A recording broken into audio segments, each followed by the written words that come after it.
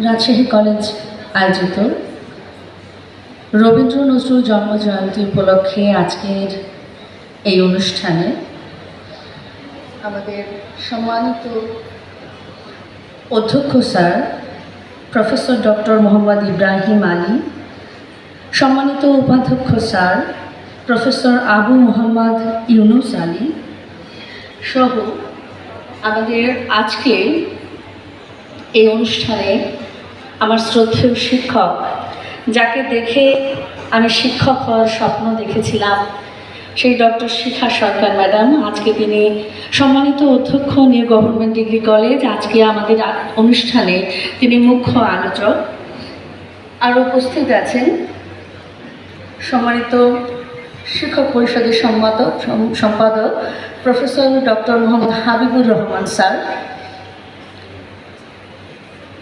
আমাদের সাহিত্য সাংস্কৃতিক কমিটির সম্মানিত আহ্বায়ক প্রফেসর মোহাম্মদ ইকবাল হোসেন স্যার, এছাড়া এখানে উপস্থিত আছেন সম্মানিত বিভাগীয় প্রধানগণ, আমার শ্রদ্ধেয় সহকর্মীবৃন্দ, আমার প্রাণপ্রিয় শিক্ষার্থীবৃন্দ, কলাকুশলীবৃন্দ, সবাইকে শুভ সকাল। এইরকম একটা গুরুত্বপূর্ণ অনুষ্ঠানে রবীন্দ্রনাথের মতো ব্যক্তিত্ব নিয়ে দুটো কথা বলার যে সুযোগ আমি আজকে পেয়েছি, তা আমার কাছে অনেক দুর্লভ। আর সেই জন্য প্রথমেই এই সুযোগ আমাকে দেওয়ার জন্য রাজশাহী কলেজ প্রশাসনকে, বিশেষ করে সাহিত্য সংস্কৃতি কমিটির কাছে আমি কৃতজ্ঞ। রবীন্দ্রনাথের সাহিত্য নিয়ে কথা বলা বা 2-3 মিনিটে, এটা আসলে সহজ কথা নয়। তিনি একজন মহীরুহ, তার সাহিত্য একটা মহীরুহ।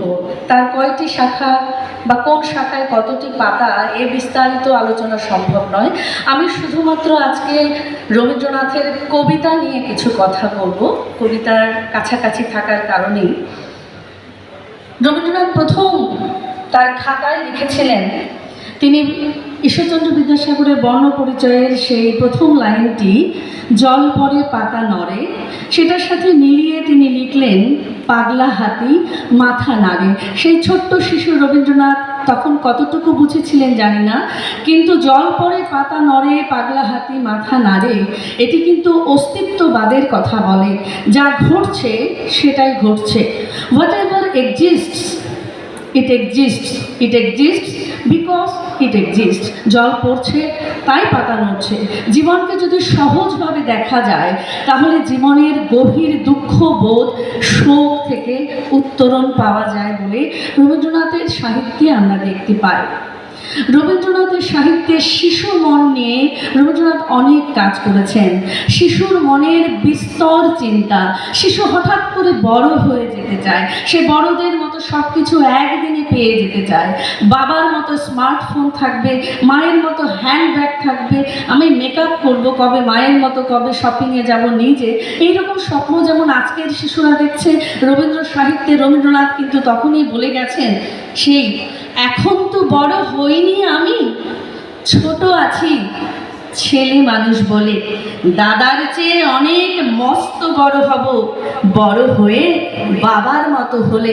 শিশু মনের কৌতূহল রবীন্দ্রনাথকে বারবার নাড়া দিয়েছেন। মাস্টার বাবুতে তিনি বলছেন, আমি আজ কানাই মাস্টার, বড় মোর বিড়াল ছানাটি। অর্থাৎ বাচ্চারা পড়তে চায় না, শিক্ষকদের অত্যাচার তাদের কাছে মনে হয়, আর সেটাই সে স্বপ্ন দেখে, আমিও একদিন শিক্ষক হয়ে শিক্ষার্থীকে প্রচুর চাপ দিব পড়াশোনা করার জন্য।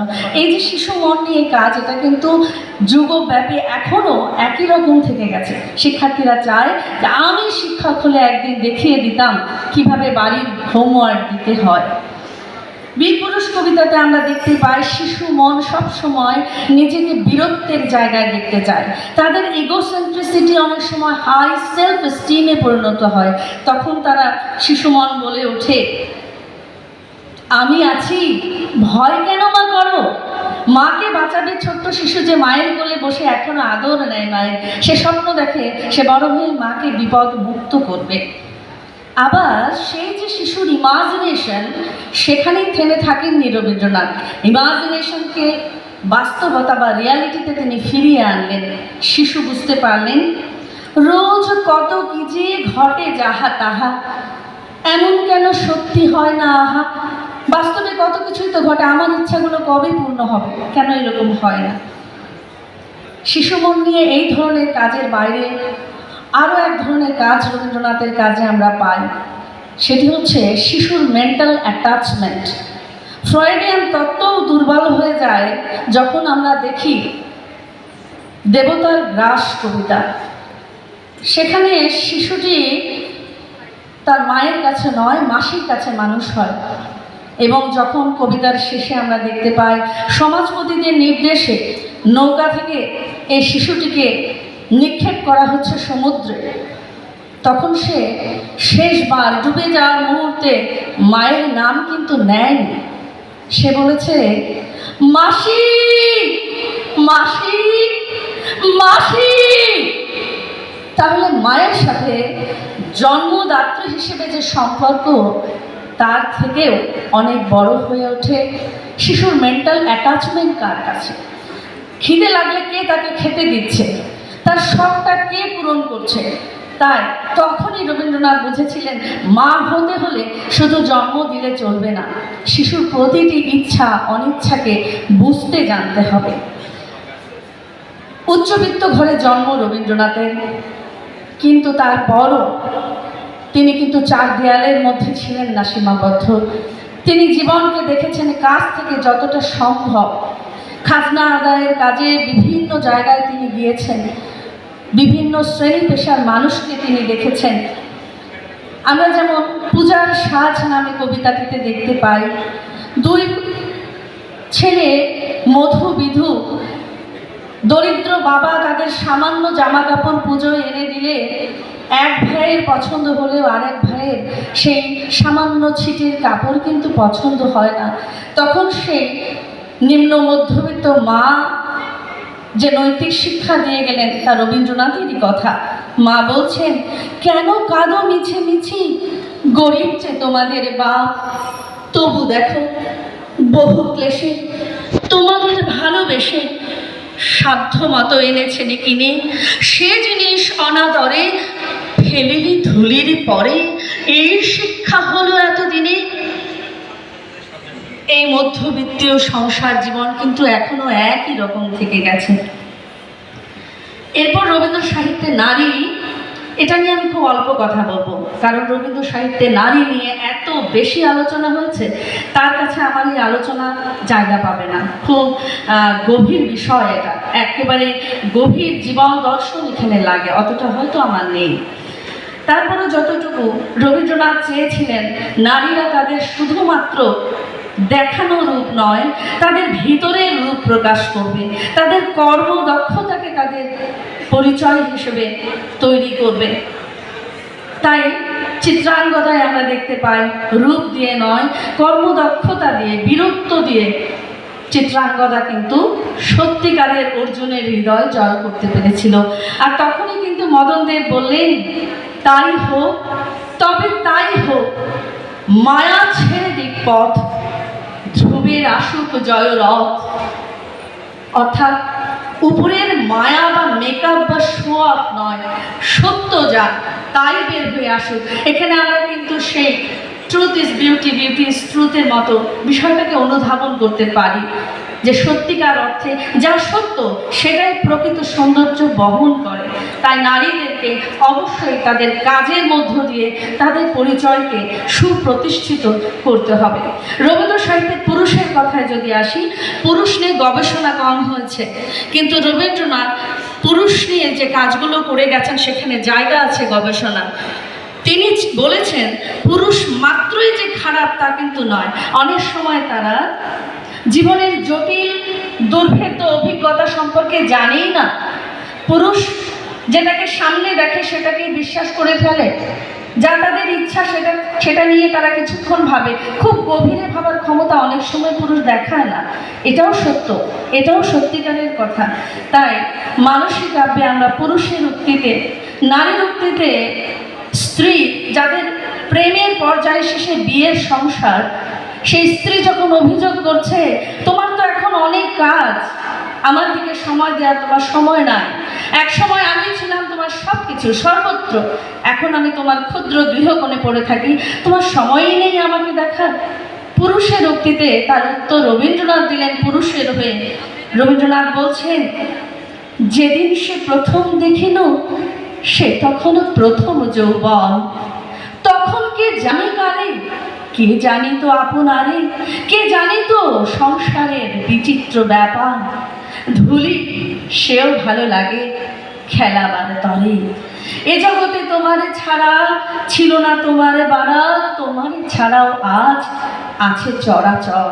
যখন ভালো লেগেছিল, যখন প্রণয়কাল ছিল, সেটা যেমন সত্য, সংসার কালও সত্য। একই রকম থাকে না জীবন। সে শৈশব, যৌবন, বার্ধক্য যেমন পরিবর্তিত হয়, মানুষের জীবনের ইচ্ছারও প্রয়োজন পরিবর্তন হয়। এটাকে মেনে নিতে হবে নারীদের। এই শিক্ষা কিন্তু কিছুটা আমরা এখান থেকে পাই। সবসময় সব কিছু একই রকম থাকে না। ছোটবেলায় মার্বেল দিয়ে খেলতে যত ভালো লাগে, এখন কি বাড়িতে যে ছেলের মার্বেল বক্স নিয়ে খেলতে আমাদের ইচ্ছা করে? তেমনই প্রেমের একটা পর্যায় শেষে আরেক পর্যায়ে আসে, একই রকম তা হয় না। এই নিয়ে শেষে তিনি বলেন, তার থেকে দুজনে মিলে আসি থাকি সংসারে, খুব বেশি আগ্রহ না। তো আমার বক্তব্যের শেষের দিকে আমরা আসি। মানবতা বোধ বা মানব সম্পর্ক রবীন্দ্রনাথের কবিতায় এসেছে। রবীন্দ্রনাথ মাতৃহারা সন্তানের শূন্যতাকে আমাদের মধ্যে পৌঁছে দিয়েছেন। মাকে আমার পড়ে না মনে, শুধু কখনো খেলতে গিয়ে হঠাৎ অকারণে একটা কিশোর গুনগুনিয়ে কানে আমার বাজে। মায়ের কথা মিলায় যেন আমার খেলার মাঝে। মা বুঝি গান গাইতো আমার দোলনা ঠেলে ঠেলে, মা গিয়েছে যেতে যেতে গানটি গেছে ফেলে। রবীন্দ্রনাথ খুব স্বাভাবিক, সহজ, সাবলীল শব্দ ব্যবহার করতেন। এটা তার কবিতার অনেক বড় বৈশিষ্ট্য। এবং তুলে ধরতেন কঠিন জীবনবোধকে। বিপ্লবী লেখা রবীন্দ্রনাথের মধ্যে আছে, যা হয়তো অন্যান্য বিপ্লবী কবিদের সাথে ভিন্নতর ভাষায় লেখা, কিন্তু তার বিপ্লবী লেখা কিন্তু ব্রিটিশ বিপ্লবে অনেক বেশি কার্যকর হয়েছিল। তার সেই যদি তোরে ডাক শুনে কেউ না আসে তবে একলা চলরে বিপ্লবীদের বোঝাতে সমর্থ হয়েছিল যে একাই চলতে হবে যদি সাথে আমরা কাউকে না পাই। জীবনের সব থেকে গুরুত্বপূর্ণ তথ্য শোনার তরিতে দিয়েছেন। এই পৃথিবীতে আমাদের কর্ম থেকে যাবে, কিন্তু আমাদের জায়গা নেই। সুতরাং ব্যক্তি মানুষ নয়, কর্মের চর্চাই আমাদের করতে হবে।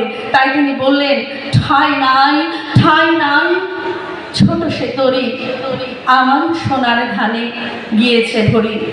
তিনি বলে গেলেন, চিত্ত যেথা ভয় শূন্য, উচ্চ যেথা শির, জ্ঞান যেথা মুক্ত, যেথা গৃহের প্রাচীর, আপন প্রাঙ্গণ তলে দিবস সর্বরি, বসুধারে রাখে নাই খণ্ড ক্ষুদ্র করি।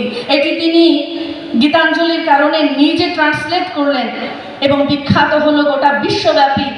তাকে বিশ্বকবি বললেন ব্রহ্মবান্ধব উপাধ্যায়, যদিও এটা নিয়ে মতভেদ আছে, কারণ এটা চলে গেল বিশ্ব দরবারে। Where the mind is without fear and the head is held high, where knowledge is free, where the world has not been broken up into fragments. বিশ্বকবি বলা